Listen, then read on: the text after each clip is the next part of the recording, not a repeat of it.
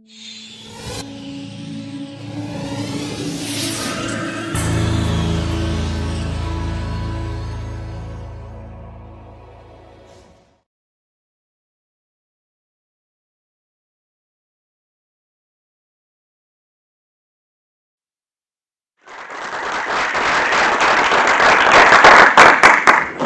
want you all to think back to a time where you felt relaxed, where you were at peace or calm or stress-free.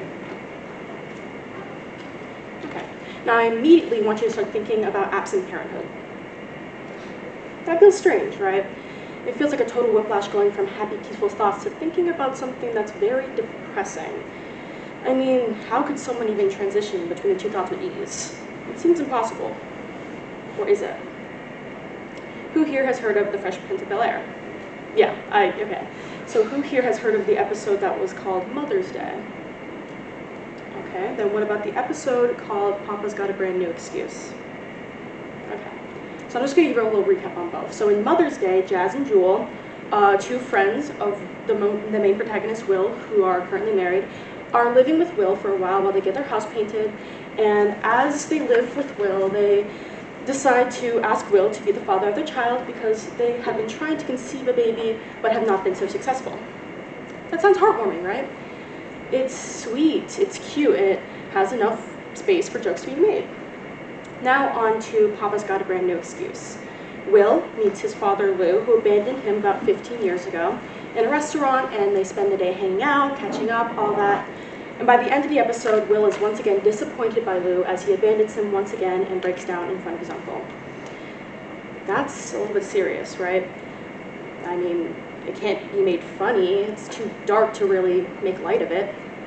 And it's a complete 180 from the episode that aired literally a week before. I mean, it seems so different from the type of show that The Fresh Prince is. I mean, how could anyone enjoy that? The episode has a 9.7 rating on IMDb. I've noticed that society is very impressionable. We are influenced every day by what we see and hear. We want to relate with everyone, but I don't think we really take enough time to put in the work to do that. I mean, we claim things are relatable and realistic, but do we put in the effort to discover why that is?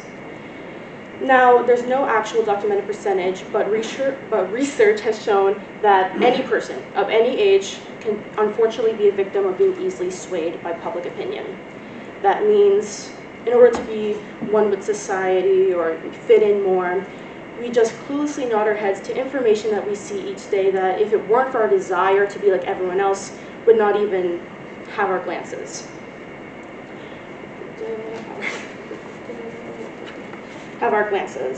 People can never truly know something if they don't take the time to learn about that. We can't learn and understand things like we say we do through observation. We have to do it through thinking. We cannot really take in something as something relatable if we don't take the time unraveling its layers and expanding our own minds in order for the information to fit into our heads. We're easily impressionable, yes, but we're not easily taught. Ooh, wrong one. There we go. So, when was the last time you really thought about the TV shows you just mindlessly surf-channeled through on a late night? I bet you can't remember. I mean, most of us can't remember. We don't really think about the shows that we pass by once the outro plays and the credits roll. But you can't blame us. I mean, we apply no purpose to these shows. They're only meant to entertain us. And I mean, is there really something complex behind things that are made to just make us happy? Not really. So, on November 9th, 1990, an episode from one of the most cheesy, lovey-dovey family sitcoms of the time, and probably of all time, was released. And instead of filling the audience with the same joy and laughter it always did, it instead took a dark turn and kind of shocked the nation for its peculiar and rather controversial plot.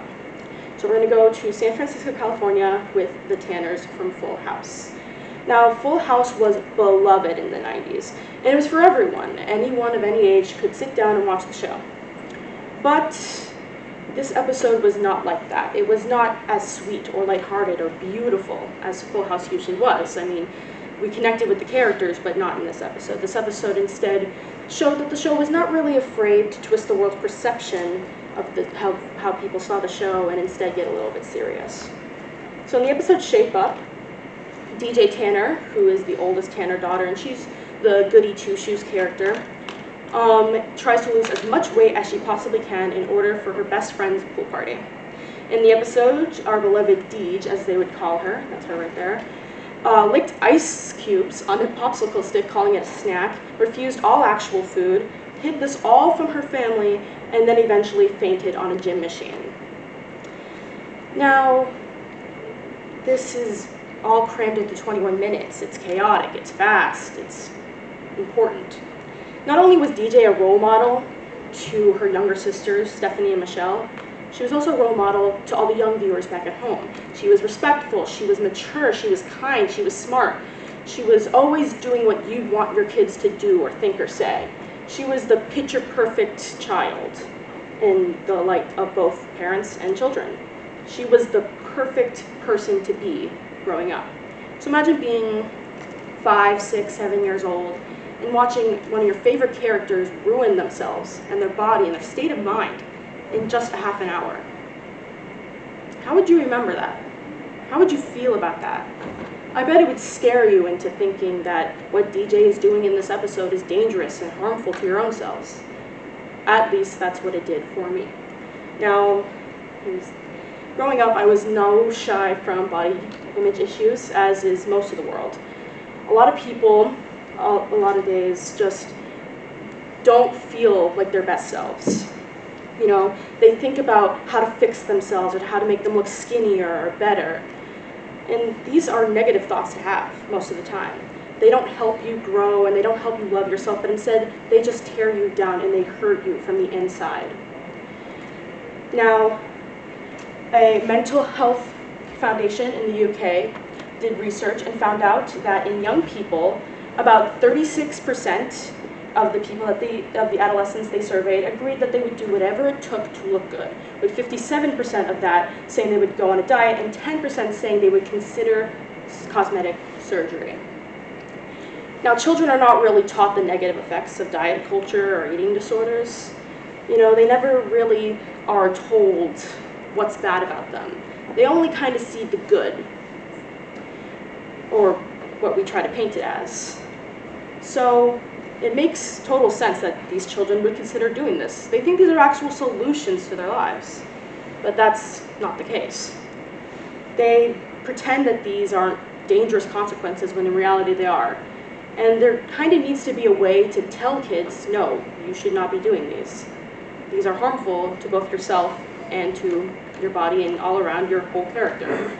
But when you think about it, how do we really teach children that this is a brutal, dangerous situation? I mean, how do you bring that up? It's kind of a serious discussion. How do we keep their attention while at the same time not being too scary or too harsh?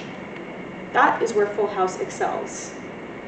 See, Full House understands that it's made for children. It understands that the whole point of the show is to pander to children, pander to families, be happy, and just all around fill it with a lot of child entertainment filler. So when Full House is told to make an episode about eating disorders, it both tells a message that is very important and gets through to the heads of the children easily, but also isn't too scary. I mean, yes, DJ fainting on a gym machine might be a little bit scary, but also at the same time, by the end of the episode, we still go back to Full House's classic childlike demeanor, with a whole Tanner family hug at the end and a whole lesson about the power of love and family. So, Fresh Prince of Bel-Air having an episode that highlights absent parenthood, and Full House having an episode that discusses and sheds a light on the dark side of diet culture are two sides of the same coin. It shows that TV show writers are smarter than we think.